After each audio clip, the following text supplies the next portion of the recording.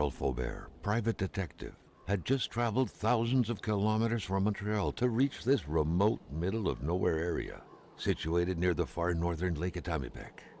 Granted, this was a great distance to cover for a sole client, but word had it that he was a particularly wealthy one.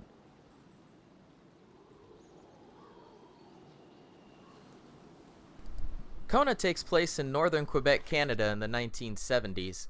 The game starts you off in front of a watchtower just outside the town of Lake Atikamekw.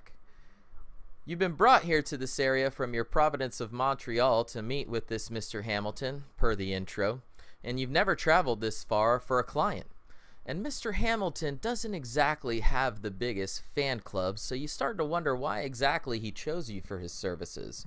But it seems like it was one of those offers that you couldn't refuse, so you make your way to meet him. Once you have your flashlight, map, and Polaroid camera, it's off to meet with Mr. Hamilton at the town's general store. At this point of the game, I looked around in the environment. Its wonderful views seemed to capture me. I ran up to the top of this watchtower to see an endless sea of pine trees dancing in the wind. I started to think to myself, is this what it really looks like in Quebec? It was just beautiful. Kona's gameplay is story-driven with a mix of survival/exploration. It's really the best way for me to explain it. At any time you can exit your trusty Chevy truck and make your way out into the frozen tundra. But you have to be careful though, because you can freeze to death or be mauled by a wild pack of wolves.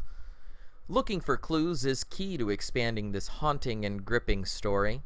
There are also various puzzles in your way that impede your story and adventure progress.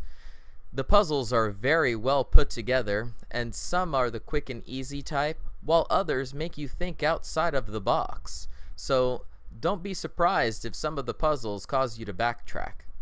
I don't want to go too deep into it because it can be very spoilery. The exploration area is quite large, so I would expect some backtracking back and forth, even the possibility of you getting lost. If story-based gameplay with a mix of survival exploration is up your alley, Kona is the game you are looking for. I definitely look forward to the full release of Kona. The game is still in its early stages, but so far the narration, presentation, and story make it a must-try. I have so many questions that need answering. But most of all, I have to have the sit down with Mr. Hamilton. We need to have a talk about how many zeros that check needs to be. Check out Kona, available on Steam Early Access for $9.99 US.